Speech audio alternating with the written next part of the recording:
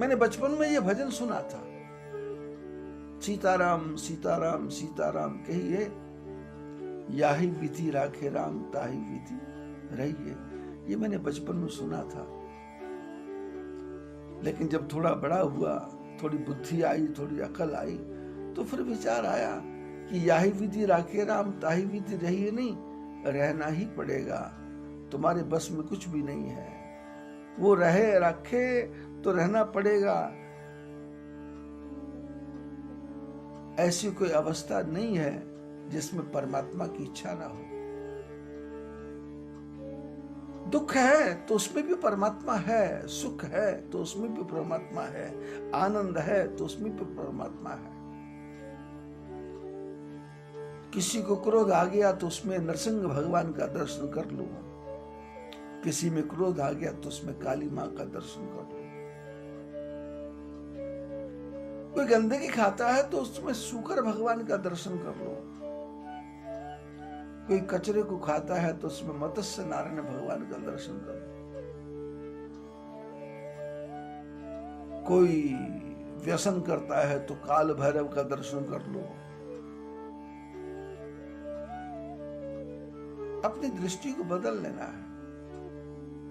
जब हम अपनी दृष्टि को बदलेंगे तो हमको संसार में कोई भी बुरा दिखाई नहीं देगा, क्योंकि कोई बुरा है ही नहीं।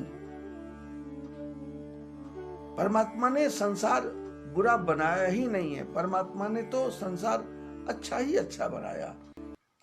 लेकिन हमने लाल पीले काले चश्मे लगा लिए, हम अपने चश्मों से देख रहे हैं, लाल से काले से पीले से, तो संसार लाल पीला काला दिखाई देता है, पर संसार लाल पीला काला नहीं है। संसार तो भगवान की सृष्टि है। भगवान कहते हैं मेरी त्रिगुणमयी सृष्टि है, गुण दोष विभागेषु। त्रिगुणमयी सृष्टि, 3 गुणों वाली, सतोगुण वाली, रजोगुण वाली, तमोगुण वाली। तमोगुण है तो भगवान का, रजोगुण है तो भगवान का, सत्वगुण है तो भगवान का। त्रिगुणमयी मया सृष्टा, ये मेरी 3 प्रकार की सृष्टि है। गुण दोष विभागशः, ये गुण दोषों से भरी हुई है। आप दोष को गुण में बदल सकते हो, आप गुण को दोष में बदल सकते हो। आप माइनस माइनस करते जाओगे तो माइनस हो जाएगा, आप प्लस प्लस करते जाओगे तो प्लस प्लस हो जाएगा। अब सारे प्लस प्लस करते जाओगे, अंत में उसको 0 से गुणा कर दोगे तो सारे 0 हो जाएगा। माइनस माइनस मिलकर के प्लस भी हो जाता है, प्लस माइनस मिलकर के माइनस भी हो जाता है।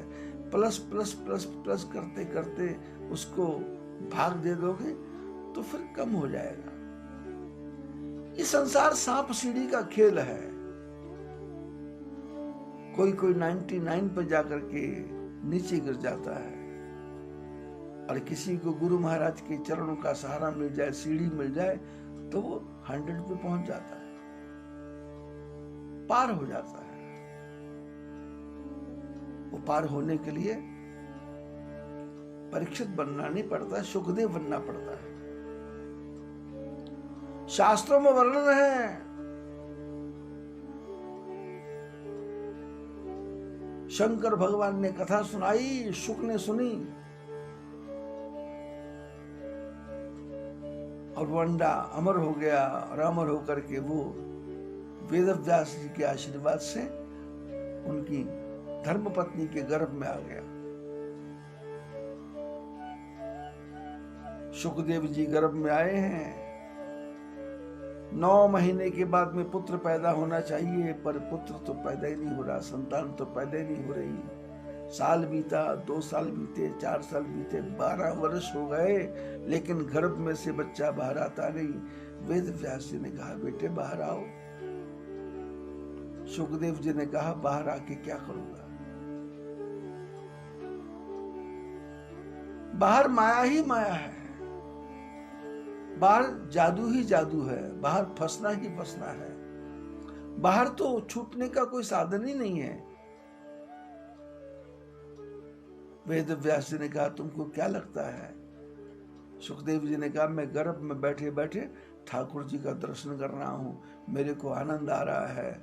मेरी माँ भगवान का भजन करती है, उस भजन को मैं सुनता हूँ। वेद व्यास जी ने कहा, मैंने भागवत की कथा रची है, मैंने 18 पुराण रचे हैं, मैंने श्रीमद् भागवत रचा है।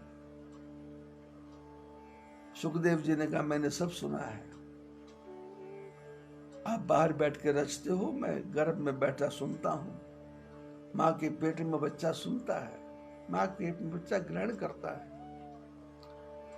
महापुरुष कहते हैं, माँ के पेट में बच्चा हो, ग्रहण का समय हो तो माँ को सुई धागा नहीं लेना चाहिए। माँ के पेट में बच्चा हो, ग्रहण का समय हो, माँ को एक जगह बैठ जाना चाहिए। माँ के पेट में बच्चा हो, ग्रहण का समय हो तो कैंची से कपड़ा नहीं काटना चाहिए, सब्जी नहीं काटनी चाहिए, बत्तियां नहीं बनानी चाहिए, सुई में धागा नहीं डालना चाहिए। उसका असर बच्चे पे पड़ता है, तालू कट जाता है, शरीर में लहसुन का दाग पड़ जाता है, अंगुलियां टेढ़ी मेढ़ी हो जाती हैं। जो पेट में पड़ा बच्चा है उस पर असर पड़ता है, ग्रहण का असर पड़ता है। जब ग्रहण का असर पड़ता है तो पिता माँ को गालियां दे रहा है, माँ के पेट में बच्चा है, तो वो ग्रहण नहीं करेगा क्या? सूर्य पे ग्रहण लगा, उस ग्रहण का असर माँ के पेट में है और माँ के सामने बाप बैठा है और वो माँ को गालियां निकाल रहा है, तो बेटा माँ के पेट में वो गालियां ग्रहण कर रहा है।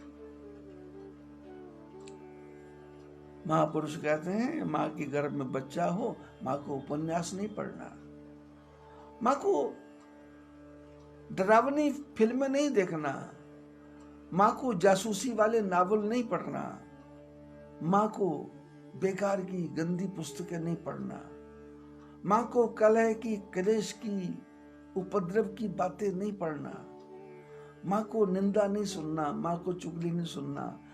जब माँ के पेट में बच्चा, उसको दुर्गा सप्तशती का पाठ करना है, उसको हनुमान चालीसा का पाठ करना है, उसको अपने बड़े बुरे बुजुर्गों को याद करना है कि मेरा ससुर कैसे थे, मेरी सास कैसी थी, मेरे पड़ोसी कैसे हैं, उनके गुणों का स्मरण करना है। मेरे पिताजी ने कितने अच्छे कर्म किए, मेरी माताजी ने कितने अच्छे कर्म किए, मेरे पति कितने अच्छे हैं, मेरी सास कितनी अच्छी है, मेरी ननद कितनी अच्छी है। अच्छाई हर एक में है, और बुरी दृष्टि से देखोगे तो बुराई तो भरी पड़ी है। बुराई सामने वाले में नहीं है, बुराई हमारे मन में है। सामने वाला बुरा है ही नहीं। आप गरीब हैं, आपके पास पैसा नहीं है, आप 6x6 के कमरे में भी गुजारा करते हो, उसी में पति पत्नी रहते हैं, उसी में बच्चे पैदा होते हैं, उसी में खाना बनता है, उसी में लैट्रिन बाथरूम होता है, उसी में ही स्नान होता है, उसी में गुजारा होता है। क्योंकि पता है पति पत्नी को इसकी ज्यादा हमारे पास कुछ नहीं है, तो गुजारा हो जाता है। लेकिन थोड़ा पैसा ज्यादा हुआ तो फिर 12x12 का कमरा, फिर 6x6 वाला दोगे तो फिर उसको जाने का मन नहीं करता। अब 12x12 में भी उतना ही आनंद आता है, लेकिन थोड़ा सा रिलैक्स होता है। जीवन में पैसा नहीं है तो शटर वाले कमरे में रहना पड़ता है। शटर वाले कमरे में गर्मी का मौसम, धूप पड़ती है, पूरा कमरा पुकता है, बच्चों को पसीना आ रहा है, पंखा नहीं है, एसी की तो बात ही नहीं है, सारा दिन पसीना छूट रहा है। उसी पसीने में तरबतर होकर के माँ बाप बच्चे सब उसमें रहते हैं, गुजारा करते हैं, क्योंकि चारा ही कुछ नहीं है। अब उसी में आनंद आ रहा है। लेकिन ठाकुर जी की कृपा से शटर की जगह दरवाजे वाला कमरा मिल गया, छत पे एक पंखा लग गया, अब थोड़ा सा रिलैक्स लगता है। लेकिन पुराने दिन याद आते हैं कि गुजारा किया था, चिंता वाली कोई बात नहीं है। वो दिन नहीं है तो ये दिन भी नहीं है, ये दिन है तो वो दिन भी नहीं है। दिवस जात नहीं लागे लागे 12, बुरा तो कुछ है ही नहीं। पैसा नहीं था तो हम गाड़ी में जाते थे तो चालू डिब्बे में बैठते थे, यात्रियों की भीड़ होती थी, घुसने की जगह नहीं होती थी, तो फिर होता था भाई अंदर जाने दो, अंदर घुसने दो। जैसे तैसे डंडा पकड़ के अंदर घुस जाते थे, पैर फंस जाता था, अंदर चले जाते थे और अंदर जाके चारों तरफ देखते थे कहीं सीट है क्या, कहीं पैर रखने की जगह है क्या, कहीं हाथ रखने की जगह क्या, झोला ही की टांग दे। ऊपर देखा तो फुल है, नीचे देखा तो फुल है, रास्ता है काट लेंगे।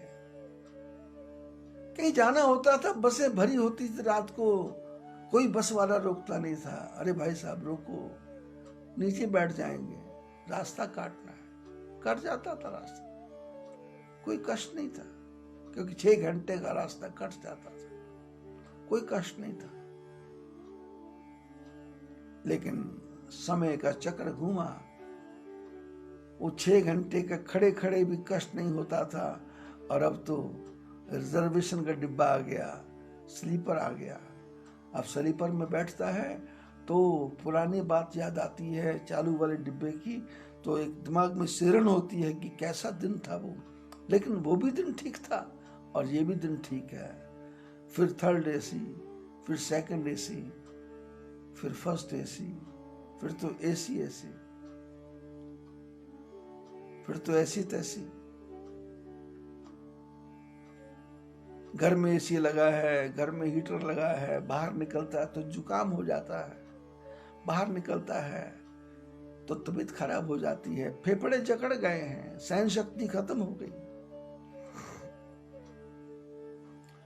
मनुष्य का जीवन है, चींटी कीड़ी छोटी सी बिल में रह जाती है, चूहा छोटे सी बिल में रह जाता है, मेंढक 6 महीने मिट्टी के अंदर कहाँ गायब रहता है कुछ पता ही नहीं है। लेकिन जब बरसात का मौसम आता है, पानी गिरता, टर टर की आवाज आती है, जिनको देखा ही नहीं था वो भी दिखाई देने लग जाते हैं, वो भी तो गुजारा करते होंगे। साइबेरिया में बर्फ के अंदर भालू रहते हैं, 6 महीने बर्फ नहीं होती, 6 महीने मछलियां खाते हैं, पेट भरते हैं और खाते जाते खाते जाते खाते जाते शरीर को फुला लेते, और बर्फ के अंदर ही घर पैदा बन जाता, बर्फ के अंदर ही बच्चे पैदा हो जाते, और 6 महीने बाद जब बर्फ पिघलती है तो चर्बी सब गल गल के शरीर को पोषण देती है और फिर वो हृष्ट पुष्ट हो जाते हैं। मधुमक्खियां कहाँ जाती हैं, जहरीले कीट पतंगे कहाँ जाते हैं,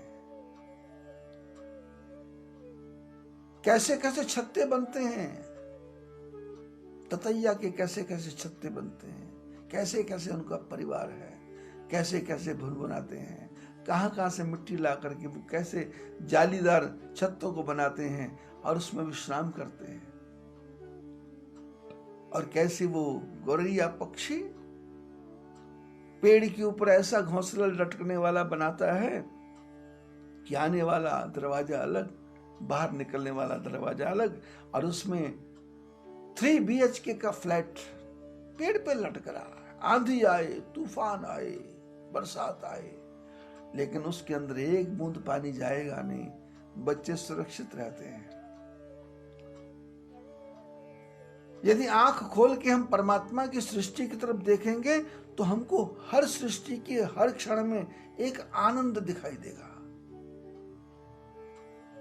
चिड़िया के बच्चे पैदा होते हैं, सारा परिवार इकट्ठा हो जाता है और चिड़िया के बच्चे सब मिलकर के उड़ना सिखाते हैं। ची ची की आवाज आती है और बच्चा के गिरने लगता है तो दूसरी चिड़िया आकर नीचे स्पोर्ट करके ऊपर उठाती है और ऊपर उठा के ऊपर आसमान में ले जाती है और ऊपर जाके छोड़ देती है, और ये फिर पंखों को फड़फड़ाता है। पानी में रहने वाली मछली अपने बच्चों को तैरना सिखाती नहीं है, जन्मजात तैरा हुआ है। सुखदेव जी मां के पेट में है, वेद व्यास जी ने कहा बाहर आओ। सुखदेव जी ने कहा पिताजी बाहर आके मैं करूंगा क्या, मेरे को यह नारायण का दर्शन होता है। बोले बाहर भी नारायण का ही दर्शन होगा। वेद व्यास जी ने भगवान से वचन दिलवाया कि तुम बाहर आओ, तुमको भगवान की माया व्यापेगी नहीं, भगवान की माया तुमको पकड़ेगी नहीं है, तुम नित्य सिद्ध मुक्त हो गए, शुद्ध बुद्ध मुक्त हो गए। और वेद व्यास जी मां के गर्भ से निकले और निकलते ही जंगल की तरफ भाग पड़े। मां रो रही है, मेरा बेटा मेरा बेटा मेरा बेटा। वेद व्यास जी ने कहा रुको मैं लेके आता हूं। वेद व्यास जी जा रहे हैं अपनी मस्ती में मस्त। दिशाओं ने स्वागत किया, नदियों ने स्वागत किया, पवन ने स्वागत किया, चंद्रमा, इंद्र, कुबेर, वरुण सारे देवता स्वागत कर रहे हैं कि एक सिद्ध योगी आया है, एक महापुरुष आया है।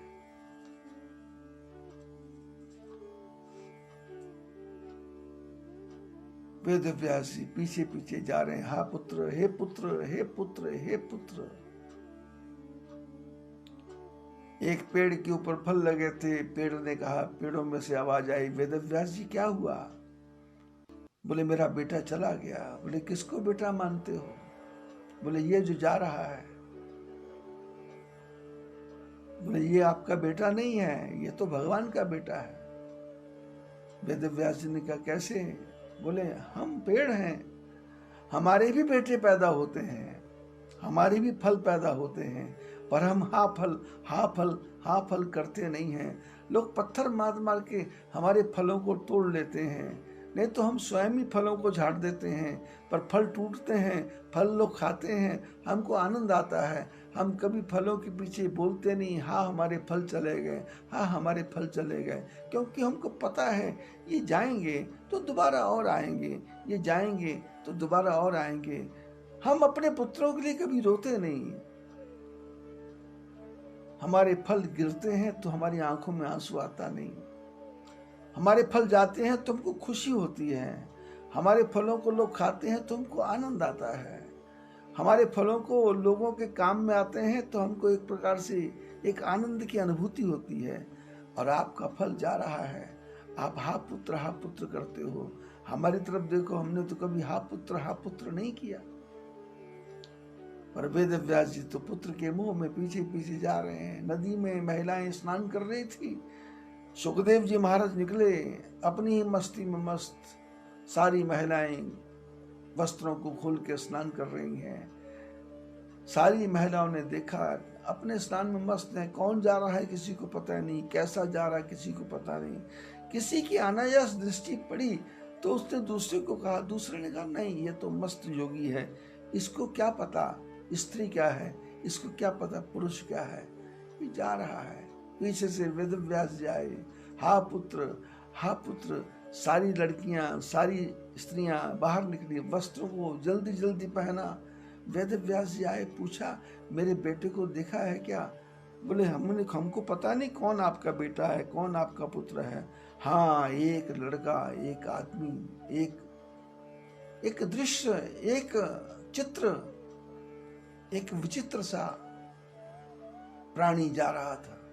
अरे वो मेरा बेटा है। इन्होंने कहा हम स्नान कर रहे थे, हमने ध्यान दिया नहीं। तो वेद व्यास जी ने कहा ये क्या है?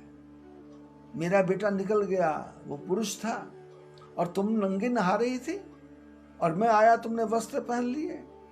स्त्रियों ने कहा महात्मन आपका बेटा, उसको पता नहीं स्त्री क्या है पुरुष क्या है, पर आपको पता है स्त्री क्या है पुरुष क्या है। उसको किसी प्रकार के भेद का पता नहीं है, वो तो जा रहा है। वेद व्यास जी जा रहे थे, नारद जी ने वेद व्यास जी को रोका, क्या कर रहे हो? बोले पुत्र नहीं आ रहा। बोले पुत्र आएगा, इसको अपने भागवत का श्लोक सुनाओ। वरहा पीडम नटवर वपोः कर्णयोर कर्णिकारम। वेद व्यास जी ने श्रीमद् भागवत के श्लोक का उच्चारण किया।